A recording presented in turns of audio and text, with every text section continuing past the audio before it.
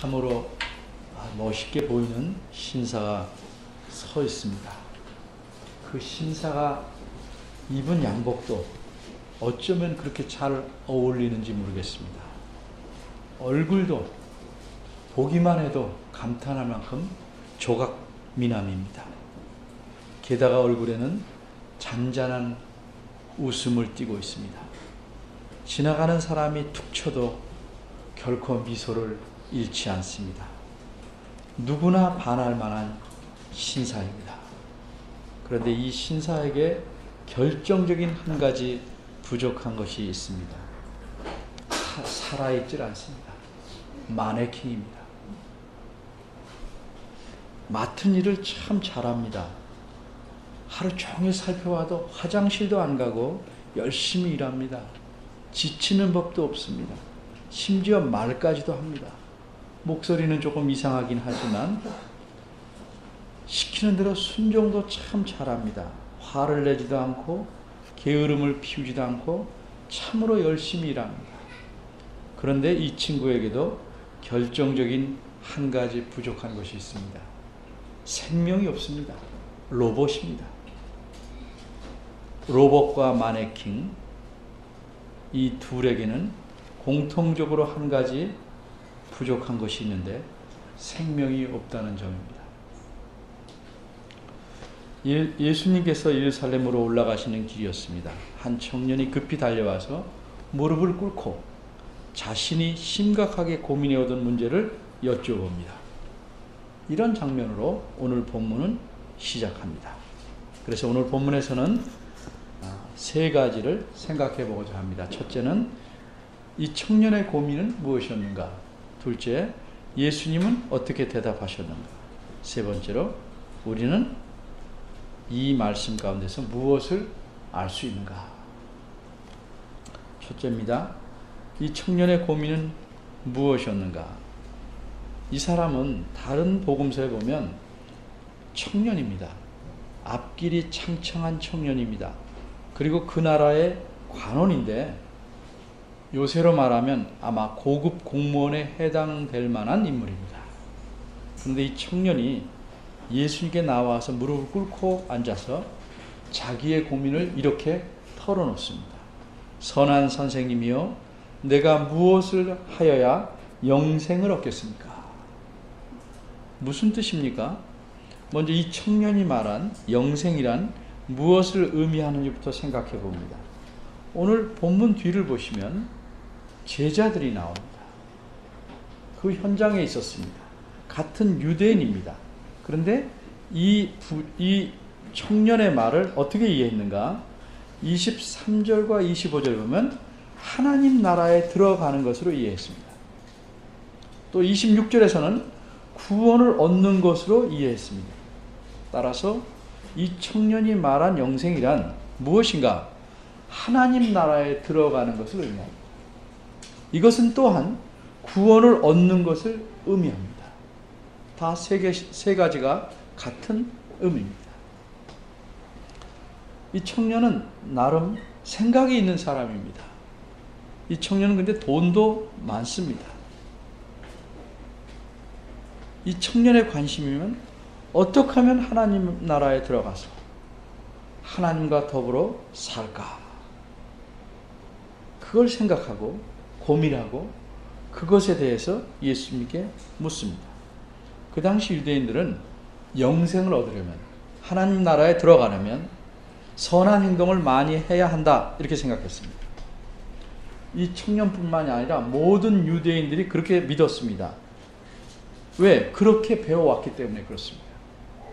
그런데 이것은 잘못된 생각이요, 잘못된 가르침입니다. 요즘도 교회를 다니는 사람이나 혹 교회를 안 다니는 사람도 이런 식으로 생각하는 사람들이 많습니다. 자기 잘못을 다 상쇄, 지울 만큼 그 이상 선한 일을 많이 하면 천국에 가는 것이고, 그렇지 못하면 지옥에 간다고 생각합니다. 그나마 천국과 지옥이 있다고 생각하는 것이 기특할 정도로 요새 사람들이 그렇게 생각합니다. 그러나 성경은 그렇게 가르치지 않습니다. 이 청년의 고민은 고민할 가치가 있는 것이었습니다. 내가 무엇을 해 영생을 하는가, 얻는가? 그런데 이 고민은 왜 생겼습니까? 잘못된 생각, 잘못된 가르침에서 생겨난 것입니다. 무엇을 해야 영생을 얻는 것 아닌데 그렇게 생각해 온 것입니다. 그렇게 배워왔기 때문입니다. 두 번째입니다. 예수님은 이 질문에 대해서 어떻게 대답하셨는가? 예수님께서 이 고민을 듣고 잘 대답하시려고 합니다. 그런데 이 청년이 예수님의 대답을 제대로 이해하려면 이 청년의 머릿속에 자리 잡고 있는 오래된 이 그릇된 사고의 틀이 금이 가거나 깨져야 합니다. 그래서 예수님은 우리가 보기에 다소 엉뚱한 것에 문제를 제기합니다. 애들 말로 딴지를 것입니다. 그래서 예수님은 청년이 예수님 자신에게 붙인 호칭에 대해서 먼저 말씀합니다. 청년은 예수님을 뭐라고 불렀습니까? 선한 선생님이여 이렇게 불렀습니다. 듣기 좋은 소리입니다. 그런데 예수님은 이 표현을 탓하십니다. 나무라십니다. 18절입니다. 뭐라고 말씀하셨습니까? 내가 어찌하여 나를 선하다고 일컫느냐? 선하다고 부르느냐? 이렇게 말씀합니다. 왜 그랬을까요? 예수님은 선하다는 말씀을 듣기가 어색하고 좀 쑥스러우셨을까요? 이어서 예수님은 하나님 한 분 외에는 선한 이가 없다. 이렇게 딱 잘라 말씀합니다. 왜 이러시는가? 솔직히 말해서 예수님이 이런 식으로 말하는 것인가? 내가 솔직히 말하는데 하나님만 선하시고 나 예수는 선하지 않다. 이런 뜻으로 말씀한 것일까요? 우리가 성경을 통해서 분명히 아는 것은 예수님은 하나님의 아들이시므로 그 본질이 역시 하나님이시라는 사실입니다. 그러니까 예수님도 선하셔야 됩니다. 논리상. 그런데 18절 예수님 말씀을 보면 예수님은 주장은 그렇게 했지만 솔직하게 말하면 자신은 하나님이 아니다 라고 고백하는 것처럼 들립니다. 아니면 아버지 하나님은 선하시지만 하나님의 아들인 나, 아들 하나님은 선하다고까지는 할 수 없다 라고 말하는 것일까? 몇 가지 질문이 우리 생각, 우리 마음에 들 수 있습니다. 그럼 18절 말씀의 뜻은 무엇인가? 어떤 말이든지 글이든지 우리가 그것을 바르게 이해하려면 어떤 의도로 그렇게 표현했는지, 그런 말을 했는지, 글을 썼는지를 생각해 봐야 합니다. 예를 먼저 듭니다. 어떤 아들이 자기 아버지에게 아버지 이렇게 다정히 부릅니다. 좀 거칠었나요? 아버지 이렇게 좀 다정히 부릅니다. 그러자 아버지가 퉁명스럽게 어째서 내가 네 아버지냐? 이렇게 묻습니다. 왜 이렇게 묻습니까? 이 아들이 다른 사람한테 아버지라고 그랬을까요? 이 아버지가 그렇게 말한 데는 이유가 있습니다. 도무지 아버지 말은 안 들으면서 아쉬울 때만 아버지라고 부르기 때문입니다. 이와 비슷하게 이 청년이 예수님께 붙인 호칭도 예수님 보시기에는 그 의미도 제대로 모르고 그저 듣기 좋게만 표현하는 것이기 때문이었습니다. 이게 무슨 말인가? 그 당시 유대인들은 그들의 선생님들, 즉 랍비들에게 배우는데 그런 호칭을 못 붙이도록 배웁니다. 랍비들은 하나님 한 분만이 선한 분이시고 그분만이 모든 선의 근원이시기 때문에 사람에게는 누구에게든지 아무리 훌륭한 랍비에게라도 절대로 선하다는 말을 붙이지 말라, 이렇게 가르쳐 왔습니다. 그런데 이 청년은 예수님에게 와서 선한 선생님이요, 선하신 랍비요, 이렇게 말합니다. 그러니까 이것은 가르침을 알면서도 뭐 한 거예요? 아첨한 겁니다. 존경하지도 않으면서 존경하는, 이렇게 말하는 것과 같습니다. 이 청년이 정말 예수님을 하나님의 아들로 믿기에 선한 선생님이라고 말했다면 받아들일 만도 합니다. 그런데 이 청년은 예수님을 그렇게 믿지 않았습니다. 하나님 외에 어떤 사람에게도 선하다는 호칭을 붙일 수 없다고 배워왔기 때문에 이 청년은 그 점을 잘 알고 있음에도 불구하고 예수님을 처음 뵙자마자 선한 선생님이다 부릅니다. 예수님은 그가 아첨하고 있는 것을 꿰뚫어 보신 겁니다. 그리고 왜 뒷말씀을 하셨는가? 이 청년은 물론이고 모든 유대인들도 잘 알고 있는 하나님 한 분 외에는 선한 이가 없다는 가르침을 말씀함으로써 그가 그 말씀을 기억하고 뜨끔하게 만든 겁니다.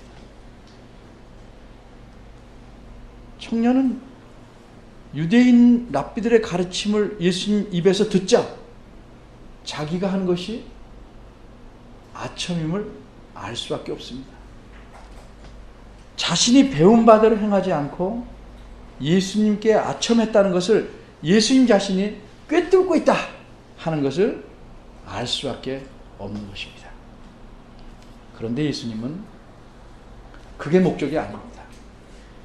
그 청년의 질문에 잘 대답하는 것이 목적입니다. 그래서 예수님은 호칭에 대해서는 그 정도로 말씀하시고 그 청년이 더 이상 무안하지 않게 하시려는 듯이 곧이어 다른 말씀을 하십니다. 질문과 연관된 말씀입니다. 19절입니다.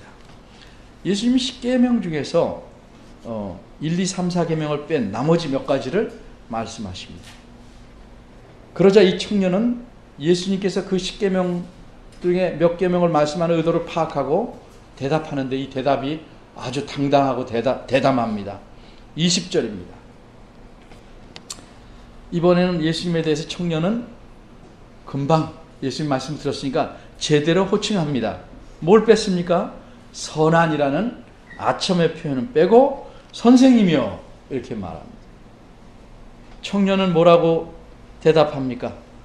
이것은 내가 어려서부터 다 지켰나이다. 우리말 상으로 의미가 잘 드러나지만 원문을 직역하면 이런 뜻입니다. 이 모든 것들, 금방 말씀하는 십계명들은 이 모든 것들을 다 내가 지켜왔습니다. 언제부터? 어릴 때부터. 그가 거짓말하는 것이 아닙니다. 여기서 어려서부터라는 표현은 2, 3살 때 혹은 대여섯 살 때를 말하는 것이 아닙니다. 유대인들은 12살부터 하나님의 계명을 지켜야 할 의무가 있습니다. 그러니까 지금 자신이 청년이니까 어렸을 때라는 것은 12살 때부터 의무를 다 해왔다는 의미로 이해해야 할 것입니다. 얼마나 훌륭한 사람입니까? 12살 잘해야 중학교 1학년 때부터인데 이 계명을 이렇게 잘 지켜왔어요. 그러게 예수님이 이 청년을 어떻게 생각했습니까? 참 입에 침도 안 마르고 거짓말을 잘하구나 이렇게 생각하신 게 아니고 21절 앞부분을 보시면 예수님이 그를 보시고 사랑하셨다. 적어도 그의 말에 거짓이 없음을 인정하시고 사랑하셨다 이렇게 말씀합니다.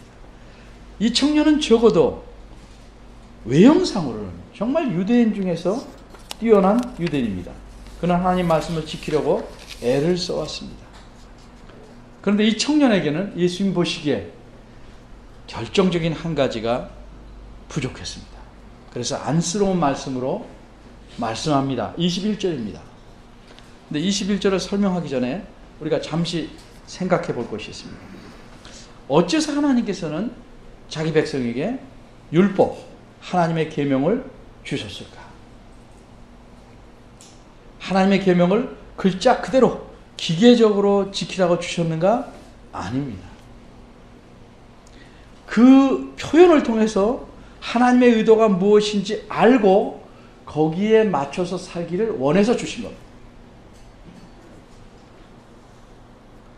그런데 이 의도는 놓치고 글자만 대부분 지켜왔기 때문에 이 청년은 내가 어려서부터 다 지켰습니다 라고 말할 수 있었던 것입니다. 이렇게 율법은 지키라고 주셨지만 동시에 이 율법, 하나님의 계명은 거울의 역할을 합니다. 사람이 거울을 보면 자신이 깨끗지 못하다는 것을 알고 고치게 됩니다. 하지만 거울이 아무리 좋아도 거울이 그 사람의 더러운 것을 닦아주지 못합니다. 율법을 계속 들여다보면 내가 죄인이다. 내가 하나님 말씀을 계명을 못 지키고 있다 하는 게 자꾸 드러납니다. 내가 지킨다고 우기는 건 외형뿐이다 하는 것이 드러납니다. 그게 성경 말씀, 하나님의 계명을 자꾸 보면 볼수록 나는 죄인이고 모든 사람도 죄인이구나. 결국 내가 뭘 지켜서 구원 얻는다는 것, 이거는 불가능하다 하는 걸 깨닫게 되는 겁니다. 성경을 많이 본 사람들이 교만해진다? 제대로 못 본 겁니다.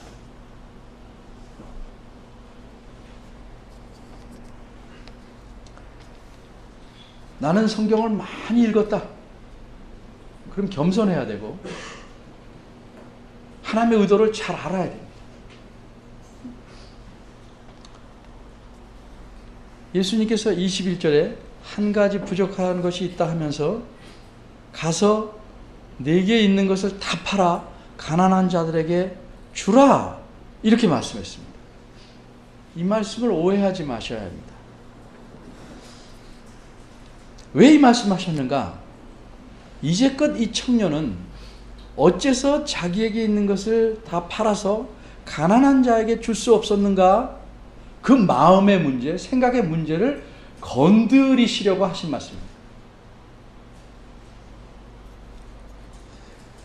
이 청년이 자기 것을 팔아서 남에게 주지 못하고 계속 움켜쥐어야만 하는 그 근본적인 마음의 생각, 원인을 드러내시는 겁니다.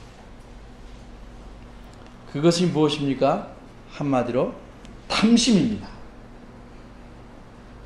이 말을 듣고 이 청년은 어떻게 하였습니까? 22절입니다. 슬픈 기색이 얼굴에 금방 나타났습니다. 그리고 근심하면서 돌아왔습니다. 이유는 뭡니까? 재물이 많기 때문입니다. 여기서 말하는 것은 요즘 지금 말하면 부동산입니다. 근데 이런 탐심은 이 재물을 남한테 나눠주다니. 딴 거는 다 지키는데 이건 못하는 겁니다. 근데 이 탐심은 부자만 있는 게 아닙니다. 때로는 가난한 사람이 부자보다 탐심이 더 많을 수도 있습니다. 자신이 가난하기 때문에 무한정 좋은 것은 갖고 싶은 겁니다. 이게 탐심입니다. 그래서 탐심이라는 건 마음의 문제지 재산이 적고 많음에 딸린 것은 아닙니다. 이 사람의 경우에는 재물이 많으니까 탐심을 없애거나 줄이는 방법으로 나누어 주라는 겁니다.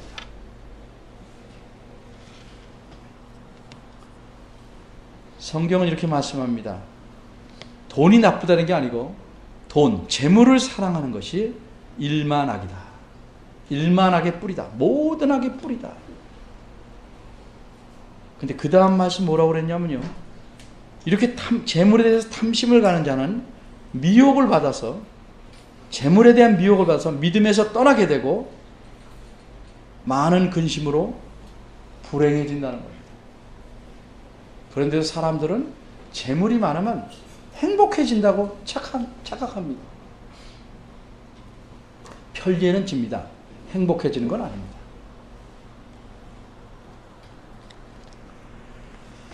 근데 이 탐심은요, 재물에만 있는 것이 아닙니다. 예를 들면 자식을 키우는 것에 대해서도 탐심이 심하게 나타날 수 있어요.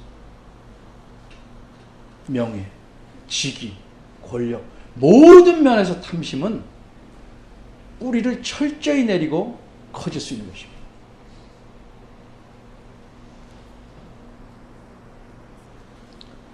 성경은 이렇게 말씀합니다. 탐심은 우상숭배다. 많이 들어보셨죠? 이게 무슨 말일까? 탐심은 우상숭배라는 말은 탐심을 가지면 사람이 어떻게 되는지를 보여주는 말씀입니다.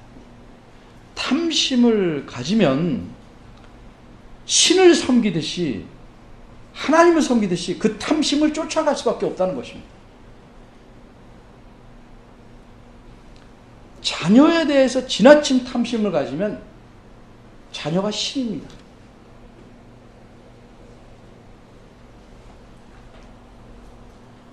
그것을 좋아하고 숭배하고 추정하고 그것으로 해서 모든 걸 다 쏟아붓습니다. 그게 탐심이고, 그래서 탐심은 우상 숭배입니다. 적절한 선을 지키질 못합니다. 재물을 신으로 섬깁니다.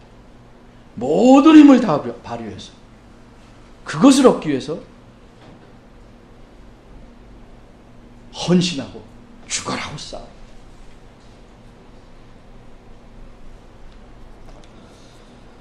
세 번째로 우리는 이 말씀 가운데서 무엇을 알 수 있는가?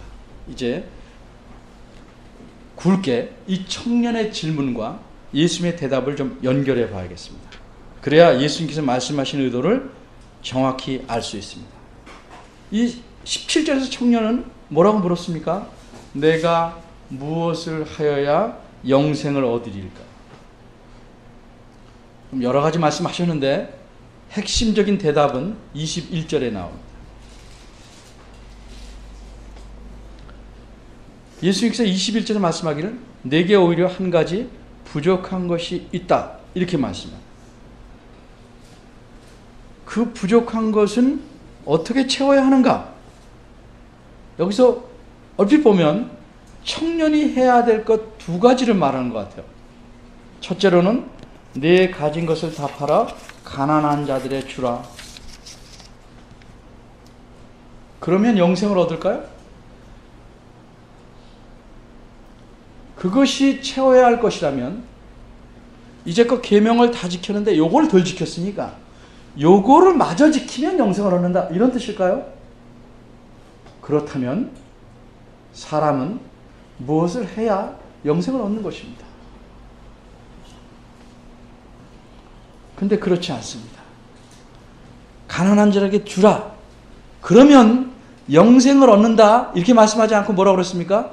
하늘에서 보화가 내게 있으리라. 하늘에서 보화가 영생을 말하는 것 아닙니다. 다른 복음서에도 나오죠. 하늘에다 보물을 쌓아둬라. 그게 뭐예요? 구제하는 것이라고 말씀했습니다. 이건 상급입니다. 영생의 문제가 아닙니다. 하나님 말씀을 잘 듣는 것은 상급을 받을 일이지만 영생과는 관계가 없는 겁니다. 그런데도 왜 이걸 마치 이야기하는가? 이것은 굳이 말하면 뒤의 것을 말하기 위해서, 뒤의 것으로 나가기 위해서 앞에 거쳐야 될 단계로서 이 사람의 경우에는 말씀한 겁니다. 그것을 다 버리기 전에는 뒤의 것을 행할 수 없기 때문입니다. 두 가지를 동시에 할 수 없습니다. 많은 그리스도인이 하나님을 잘 믿어서 세상에서 잘 되길 바랍니다. 그렇게 될 수 없습니다. 야고보서 4장에서 뭐라고 그래요? 세상과 버타는 것이 하나님과 원수되는 것을 알지 못하느냐. 암시가 아니에요. 분명한 말씀입니다. 부자가 되냐 가난한 자냐 말하는 게 아니에요. 그 마음에 무엇을 추구하느냐, 이쪽을 추구하면서 다시 이쪽을 추구할 수는 없다는 거죠. 마태복음에서 산상수에서 뭐라고 말씀하셨습니까? 재물과 하나님을 겸하여 섬길 수 없다. 아주 분명히 말씀하십니다. 하나를 내려놓아야 다음 곳에 들어갈 수 있는 것입니다. 그러니까 한 가지 부족한 것의 핵심은 두 번째입니다. 그리고 와서 나를 좇으라 하는 겁니다. 어떻게 영생을 얻으리까? 대답은 다 팔아서 가난하게 주라가 아니고 그리고 와서 나를 좇으라 하는 겁니다.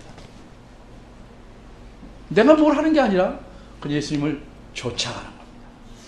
예수님 좇는다는 게 무슨 말일까? 성경에서 그것은 다 여기 있는 사람 이해합니다.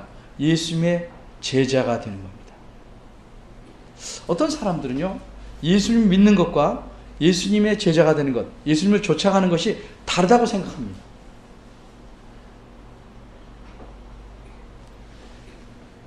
그래서 그런지는 모르지만 어떤 교회는 처음 가면 신입반이 있고 그 다음에는 또 뭐 좀 나은 반이 있고 제일 윗반이 제자반이에요.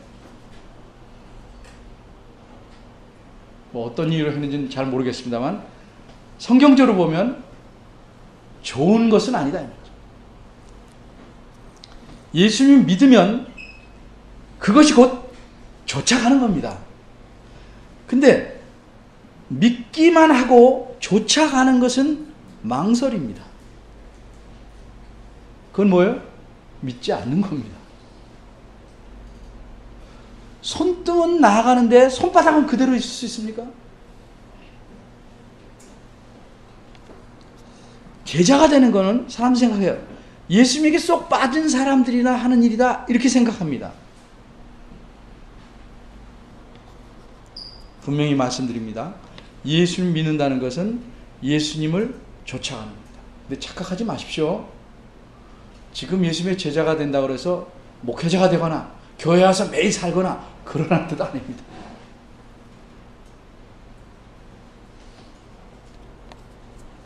예수님을 믿지만 나는 제자가 안 되겠다. 안 쫓아가겠다는 건 말이 안 됩니다. 그거는 방금 전에 말씀드렸지만 예수님을 믿는 것이 아닙니다. 예를 간단히 듭니다. 여행을 안내하는 가이드가 있습니다. 참 아는 것도 많고 수없이 안내해서 참 믿음직스럽습니다. 그러니까 가이드가 쭉 설명하고 따라오라고 합니다. 그리고 앞서갑니다. 안 따라갑니다. 끝까지 안 따라갑니다. 왜 안 따라갈까요? 나는 믿는데 안 따라갑니다. 이건 논리가 성립이 안 됩니다. 못 믿으니까. 아무리 그렇게 들려도 못 믿으니까 안 따라갑니다. 구별해서 말할 수는 있지만 나눌 수는 없는 겁니다. 믿기는 확실히 믿는데 안 따라갈 수 있다? 그런 것은 있을 수가 없어요. 말은 가능해요. 제가 옛날에 배운 말이 이런 거예요. 활활 타는 물. 가능합니까? 불이나 활활 타지. 표현은 가능해요. 네모난 세모. 표현은 가능합니다. 있어요? 믿는데 제자는 아니다? 안 믿는 겁니다.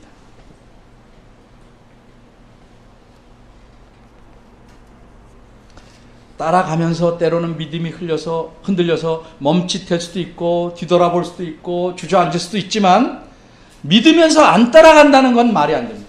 존재할 수가 없습니다. 예수님께서 부활하셔서 승천하시기 전에 제자들에게 뭐라고 명령하셨습니까?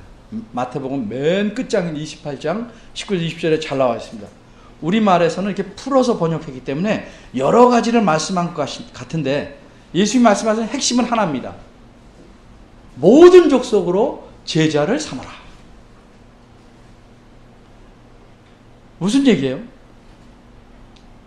예수님을 따라오게 하라는 거예요. 예수님을 믿게 하라 이렇게 말씀하지 않고 예수님을 따라오라. 제자를 만들라. 너는 나가서 나를 믿게 하라 이렇게 말씀하지 않았고 나를 따라오게 하라. 나를 따라오는 제자로 만들어라 이렇게 말씀하셨어요. 왜 그렇습니까? 예수님의 제자가 되는 것은 그게 예수님을 믿는 것입니다. 예수님을 믿는다는 것은 제자가 되는 것이기 때문입니다. 그리고 그것이 영생을 얻는 것입니다. 그것이 하나님 나라에 들어가는 길입니다. 그것이 구원 얻는 길입니다. 예수님의 제자가 되려고 하지는 않으면서 예수님을 잘 믿어보려고 하는 것은 멋진 마네킹, 일 잘하는 로봇일 뿐입니다. 그런 믿음은 살아있는 것이 아니라 죽은 것입니다. 그러기에 영생을 얻을 수가 없습니다. 예수님의 제자가 되어야 합니다. 그것이 믿음의 길이고 그것이 신앙생활하는 겁니다. 제자로서 살아가는 것, 그게 신앙생활입니다. 그의 말씀을 듣고 배우고 지키고 그분을 기쁘기 위해서 최선을 다해 사는 것, 이것이 제자의 길입니다. 그게 믿음의 길입니다. 생명 없는 믿음을 가지고 잘 믿는 척 하지 마시기를 바랍니다. 기도하겠습니다. 하나님, 우리 마음속에 그릇된 생각을 제해 주시고 성경 말씀을 통해서 어떻게 예수님을 믿는지를 밝히 보여주셨사오니 그 말씀대로 따르게 하시옵소서. 내 생각을 접어놓고 주의 말씀에 따라 살아가는 예수님의 신실한 제자들이 되기를 원하오니 저희들을 긍휼히 여겨 주시옵소서. 저희들의 생각을 고쳐주시고 주님을 따라가게 하시옵소서. 어떻게 하든지 주님을 따라서 신실한 제자로 살아가시도록 이끌어 주시기를 바랍니다. 예수님의 이름으로